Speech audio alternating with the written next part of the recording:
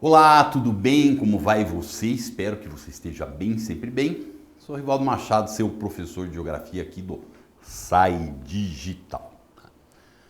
Hoje nós vamos falar de um ponto aí, diz respeito às chamadas redes de comunicação. Fique esperta você aí. Nós sabemos, essa questão da comunicação, ela é uma questão que está cada vez se transformando em uma questão muito mais importante. Por quê? Já está careca de saber, não é mesmo? Vivemos num mundo globalizado. Então, a inter-relação, a interdependência entre as diferentes regiões do nosso planeta é uma coisa, que tem que acontecer aí, né? E daí acaba acontecendo o quê? Acaba acontecendo que, somado a tudo isso, mais recentemente ainda nós tivemos, o quê? Uma revolução gigantesca nas comunicações, que elas são representadas aí pelo surgimento desse chamado espaço técnico científico informacional. Vixe, que trem grande isso. O que significa isso basicamente, né? Significa que a partir principalmente da década de 1970 nós acabamos tendo o quê? As novas tecnologias, elas acabaram tomando conta de uma parte muito grande, muito significativa do mundo, influenciando muitas regiões, né? Então, essa vai ser marcada, esse período aí, por um grande crescimento da informação e do meio científico, que basicamente trouxe algumas criações para a gente, né? Entre elas se destaca o quê? As telecomunicações. Era difícil antes, hein? O negócio era sofrido. Mas aí veio satélite, veio fibra óptica, veio internet. A gente se comunica com o planeta inteiro numa velocidade o quê? Rapidíssima, né? E de forma geral nós acabamos percebendo o quê? Nós acabamos percebendo que essas redes de comunicação, elas cresceram numa velocidade muito grande. Nunca se produziu tanta informação, nunca se consumiu tanta informação e o mundo está pegando fogo aí, certo? Mas só que nem sempre foi assim, né? Quando nós falamos nessas redes de comunicação, na comunicação humana em si, o que acaba acontecendo? Ela passou aí por uma história longa e significativa que acompanha o homem, certo? Então, quando a gente vai tentar buscar um pouco dessa história da comunicação, nós temos assim 3 pré-estágios, sei lá se dá para ser, que é o início de todo o trem aí. Desculpe. Primeiro, sons, né? Então, os primeiros homens, por assim dizer, para se comunicar, eles tratavam justamente de emitir alguns sons. Daí você pode me falar assim, mas animal também produz som, né? Mas só que o som humano é diferente, né? O som humano se transforma numa fala.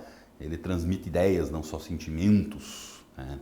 Além disso, ele foi capaz de fazer o quê? Dentro dessa comunicação, desenvolver diferentes línguas, né? Então isso vai diferenciar e diferenciar significativamente. O brasileiro fala uma língua, vai lá, o japonês é outra, né? Cachorro no Brasil e no Japão provavelmente vão latir da mesma forma. Então existe diferença nesse primeiro estágio. Só que acabou acontecendo o quê? O tal do bicho-homem acabou percebendo que apenas sair falando pelo mundo, olha que coisa mais linda aí, isso já não era mais o suficiente. Ele foi além. Ele tratou justamente de criar a chamada iconografia, né? Primeiro começou com aquelas famosas pinturas rupestres, né? Ele ia lá na caverna onde ele morava, descolava uma tinta das formas mais variadas possíveis e saía escrevendo na parede, né? E lá ele ia narrando o cotidiano dele, né? O que era caçado, o que era a família dele. Volta e meia a gente encontra aí diversos sítios arqueológicos que muitas vezes expõem isso também, né? Então nós tivemos que isso foi um primeiro estágio. Mais tarde nós tivemos o quê? Criação das letras, das palavras e dos números. Isso tratou de fazer com que a capacidade de comunicação do ser humano crescesse muito significativamente, certo? Então, essa descoberta da escrita, por assim dizer, ela foi uma descoberta muito significativa, tá? Então, a escrita, por assim dizer, é ela que vai tratar de fechar essa série, né? Então, pré-estágio, uma protocomunicação, sei lá se eu estou usando o termo correto aí, mas você entendeu a ideia. Mas o que acabava acontecendo? Quando nós nos utilizávamos desses três elementos que eu acabei de citar aqui, basicamente nós acabávamos encontrando que ocorria o quê? Basicamente nós acabávamos encontrando aí que ocorria aquela velha ideia, era uma comunicação muito interpessoal, de uma pessoa para outra. Talvez a escrita ela chegou um pouco a fazer o quê? A aumentar essa capacidade aí, né? Mas chegou um determinado momento que a tecnologia veio e ela veio com tudo, né? E a partir disso não se comunica mais com uma pessoa, você pode se comunicar com um grupo de pessoas. Então nós chamamos esse determinado movimento da massificação da comunicação, né? Primeiro nós acabamos encontrando que surgiu o nosso querido telégrafo aí, né? Código Morse, basicamente um cabo que poderia percorrer distâncias gigantescas e as pessoas ficavam lá através de um código pré-conhecido emitindo mensagens à distância muito grande. Então isso trouxe uma rapidez muito gigantesca aí. Então o telégrafo ele teve uma participação muito significativa. Num segundo momento, percebeu-se que você não necessitava apenas e exclusivamente de um meio físico, do cabo, né? Além do telégrafo, mais tarde nós vamos ter aí uma outra tecnologia que vai auxiliar muito, que é o chamado telefone, não é mesmo? Então, basicamente, é a mesma ideia. Você está transmitindo pulsos elétricos, em vez de simplesmente alguns sinais, agora você já consegue, por exemplo, aí, transmitir sons, a voz, a fala humana, né? Mas, basicamente, a ideia essencial é a mesma, é a presença do quê? De um cabo aí. Daí nós vamos ter o quê? O advento das ondas eletromagnéticas. Surgiu o rádio, agora se diferencia, né? Agora você gera uma determinada mensagem, transforma ela em onda eletromagnética a partir de um aparelho emissor e quem tiver o aparelhinho receptor, curta distância, média distância, longa distância, aí vai depender do comportamento das diferentes ondas, né? Vai receber, né? Então esse aparelho receptor vai receber aquilo e transformar, por exemplo, em um som para você. Então isso tratou de fazer o quê? É claro que isso massifica e massifica muito significativamente a tal da comunicação, certo?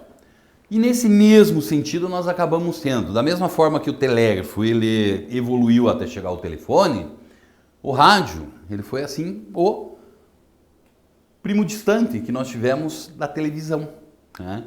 Então a televisão, através dessas ondas eletromagnéticas, agora você já consegue transmitir imagens também.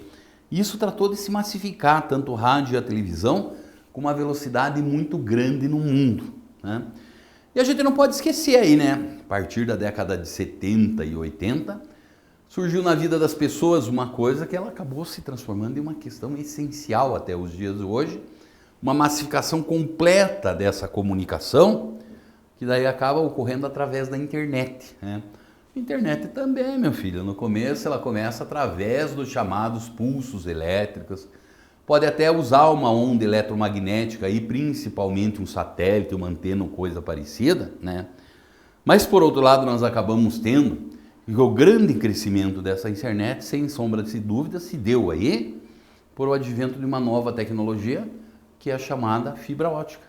Aquele fiozinho de cabelo que tem a capacidade de fazer o quê? Fiozinho de cabelo que tem justamente a capacidade de transmitir uma quantidade muito grande de dados, né? Então, estamos aí nós, pela internet agora, você recebendo o professor Rivaldo, você aí e eu aqui, como não poderia ser diferente, né? Mas só agora pensando mais no lado social e o impacto disso, né? Surgiram também lá, não é só se comunicar, ó que coisa beleza, né? Então, a tal da massificação das comunicações, ela criou uma coisa chamada de imperialismo midiático, né? Então isso criou, por assim dizer, novos fenômenos na sociedade, que existe uma quantidade muito grande de pessoas que estudam a comunicação, que estudam a sociedade e a política e assim por diante, que elas percebem esses fenômenos acontecendo e como é que esses fenômenos influenciam na vida das pessoas. Por exemplo, Teoria muito conhecida, que é chamada teoria do quarto poder, que inclusive existe até mesmo um filme norte-americano com o mesmo nome, né? Então nós sabemos que teoricamente, né, os estados nacionais modernos, eles se estruturam em cima de 3 poderes. Quais seriam esses 3 poderes? Executivo, legislativo e judiciário. Então, a teoria, basicamente esses poderes são aqueles que são responsáveis por fazer o quê? Conduzir a sociedade, organizar a sociedade, né? A teoria do quarto poder, ela vem nesse sentido, onde a mídia e o império midiático, ele vai surgir como um quarto poder, que ele acaba tendo uma influência tão grande quanto os demais, se não maiores. Por quê? Porque nós sabemos basicamente que hoje a mídia, ela não é isenta de lado nenhum, correto? Então o que acaba acontecendo? O que cai na mídia, o que vira notícia, e principalmente a forma como isso é colocado, isso rendeu a análise, uma quantidade de trabalhos de excelente qualidade, que é uma coisa assustadora, né? Por quê? Porque nós acabamos percebendo justamente a ideia que você tem da chamada manipulação da informação. Hoje nós vivemos, por exemplo, em tempos de internet e fake news, onde a gente acaba percebendo que essa manipulação da informação ela é uma coisa cada dia mais presente na nossa vida. Só que isso, até um curto espaço de tempo atrás aqui na história, né, fake news é uma novidade. Basicamente, quem tinha essa capacidade exclusiva de manipulação da informação não era nada mais, nada menos que a própria mídia. Então, sempre de acordo com aquela ideia. O que é que eu estou jogando na mídia e de que forma que eu estou jogando na mídia. E se nós formos pensar de forma muito geral, né, nesse mundo moderno e democrático, nós vamos tratar de analisar a história, sempre existe uma relação muito íntima entre o poder político e a mídia, né? Não que a mídia detenha esse poder político em si, mas sem sombra de dúvidas, como a mídia utilizada de certa forma, ela pode fazer a manutenção desse poder político, é uma coisa exagerada. A gente tem que muitas vezes pensar diversas realidades para entender isso, né? Porque a capacidade de manipulação desse gigantesco império midiático que nós temos no planeta é uma coisa que chama atenção, né? Será que os grandes grupos de comunicação que hoje eles existem no planeta aí, eles não têm essa capacidade de fazer o quê? Justamente de colocar a informação como da melhor forma que cabe para eles? É exatamente isso.